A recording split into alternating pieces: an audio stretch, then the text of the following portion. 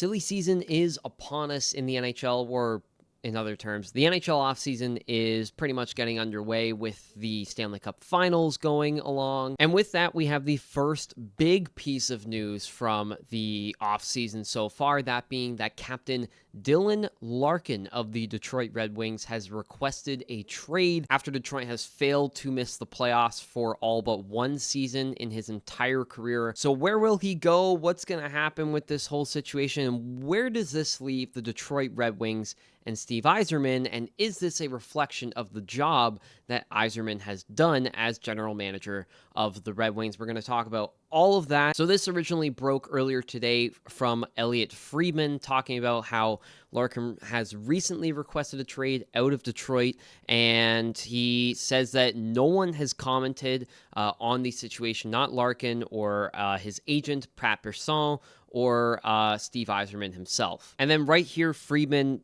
goes into what could be some of the rationale, but because no one's talked, we don't know for sure. But he gives out two important things to think about: Detroit's inability to make the playoffs and a somewhat frosty relationship between the captain and the team's top hockey executive, that being Yzerman. And that is nothing new if you've paid attention to Detroit over the last couple of seasons, more specifically their end of season pressers, where at the end of the 2024-25 season, where Detroit flared out at the end of the season and failed to miss the playoffs like they have a lot recently, Larkin specifically called out Yzerman's inability to make a deal at the trade deadline to make the roster substantially better, and how that may have played a factor in their inability to make the postseason. I felt the group kind of, we didn't gain any momentum from the trade deadline, and you know, guys were kind of down about it, so it'd be nice to add something and bring a little bit of a spark on the ice, and maybe a morale boost as well. So a little bit of a feisty response there from the captain, and clearly in my mind, Yzerman took that to heart, even though later on at his own end-of-season presser at the end of 24-25, he said that he was happy with how he dealt with the trade deadline as a whole. But he clearly took some extra steps this year to make the team better, trading for Justin Falk at this year's deadline, trading their first-round pick in exchange for him, as well as acquiring David Perron from the Ottawa Senators. And while those moves clearly didn't help them get into the playoffs, they were still efforts that Yzerman made to get this team to the postseason in an Atlantic Division and an Eastern Conference where the wild card positions were very, very competitive between multiple different teams. But the Sens ends up getting that second wild card spot, and that leaves Detroit now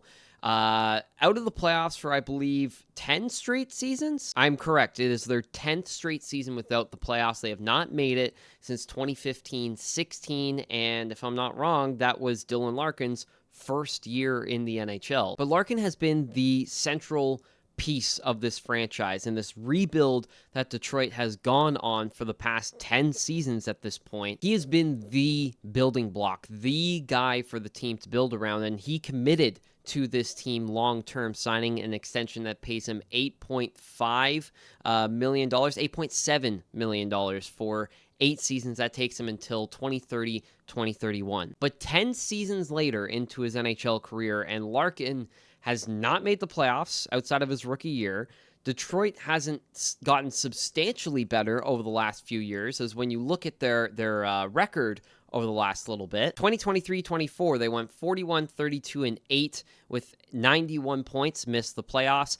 In 2024-25, 39-35-8, an 86-point total, missed the playoffs. And this past season, 41-31-6, 92 points, and they miss the playoffs. Going through multiple different head coaches, starting with Jeff Blashill, moving to Derek Lalonde, and now Todd McLellan, all of which haven't been able to solve the puzzle that is the Detroit Red Wings and getting them over the hump into the postseason, especially when they're in an Atlantic Division where in these 10 years, Ottawa has started a rebuild and come out of it and made the playoffs for the past 2 years, and the Buffalo Sabres struggled with their rebuild for quite a while, but have now turned a corner, made the playoffs, won the Atlantic Division, won a round, and then took it to 7 games against the Montreal Canadiens this year. The Canadiens, another team that went through an entire rebuild, made the Stanley Cup Finals within the last 10 years as well, and now look like a contending team for the next little while, and probably the top dog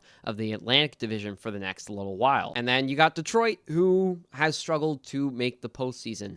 And Dylan Larkin is turning 30 years old this year. He's stuck through it as much as he can, and now it seems like he's finally reached a breaking point with this team. But more importantly than anything, in my mind, what this trade request represents from Dylan Larkin is it's a reflection of the job that Steve Yzerman has done in Detroit. He's been the general manager since April 19th of 2019, and everyone was so in on the Yzerplan and it being such a great thing that they have going on. And while I think it got off to a pretty good start in its first couple of seasons, he seems to have since then kind of tread water and not made any moves that have made a substantial difference in Detroit's success. You know, you can look at some free agent signings of Andrew Kopp or JT Compher being brought in for somewhat big money, around $5 million for each of them.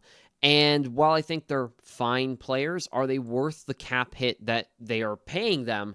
Absolutely not. And then if you look at the trade side of things, you know, he acquires Justin Falk at this year's trade deadline, and Justin Falk with the Detroit Red Wings down the stretch, he ended up putting up 8 points in 17 games, 5 of them being goals, and you ended up giving up your first-round pick this year, which is now 15th overall, to the St. Louis Blues. You can look all the way back at 2023, where was the last time I believe that Yzerman really put a stamp on this team and tried to get them better, was acquiring Alex DeBrincat at the 2023 NHL offseason. And while he absolutely has been a very, very good player for Detroit, specifically this year, putting up 40 goals and 80-plus points, he is not enough to get this team over the hump because they just don't have the depth scoring. And then you look at the draft picks. Yes, you hit on Moritz Seider, you hit on Lucas Raymond, you hit on Simon Edvinsson. But since then, some of your first-round picks include Marco Kasper, who should be a pretty solid second-line center in the NHL, but he's taken a little bit of time to develop.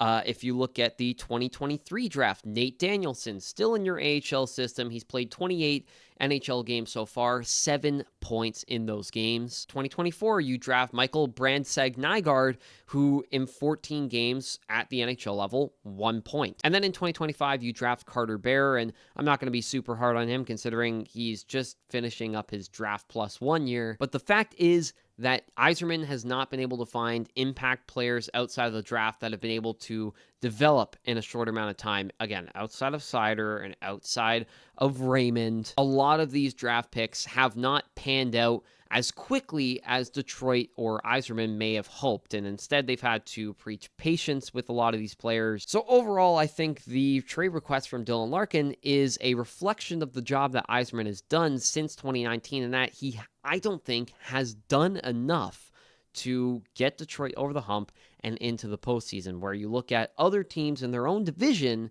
who, in the same amount of time, have made much more progress in their rebuilds. So now we have to ask what a Dylan Larkin trade could look like, where could he go, and what kind of return could Detroit get. But we have to look at the contract first, because he's getting paid $8.7 million until 2030, 2031, and going into this upcoming season, he has a no trade clause. So he has a lot of leverage when it comes to where he goes. And if we take what Elliot Friedman said in terms of what may be the reasons for Larkin requesting a trade out of Detroit, you have to take those factors into consideration when thinking about teams that he could go to. More specifically, it seems like he wants to make the playoffs and be on a playoff contending team. And whatever team gets him, he is still locked up for another 5 seasons. So you get him for a good amount of time, and a cap hit that, as the cap continues to go up, is going to become more and more valuable, especially for a guy that can be a number 1 center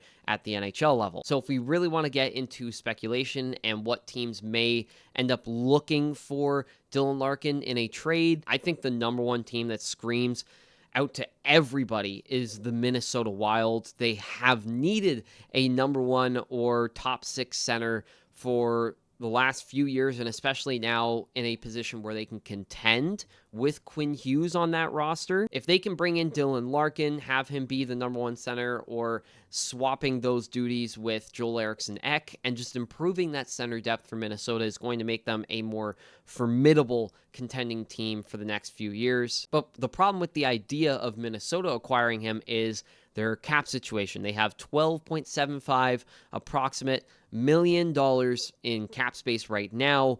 You have to keep in mind the Kaprizov deal is coming into effect as of the 2026-27 season, and you do have to re-sign Quinn Hughes. He's going into the last year of his deal with the Wild at $7.85 million. So this may be a situation where there's some money coming in and money going out, making sure that the finances look pretty similar for both teams. So in terms of a Minnesota deal for Dylan Larkin, while I like the idea of it, I don't know if it's necessarily possible on Minnesota's end, given their cap situation and all that. But I could honestly see any team in that top 10 range of this year's NHL draft to be in contention for a Dylan Larkin deal. Specifically, you want to look at the Chicago Blackhawks, a team that desperately needs to get Connor Bedard some help, and a team that absolutely has the cap space to make it happen. They've got $40 million of cap space this offseason.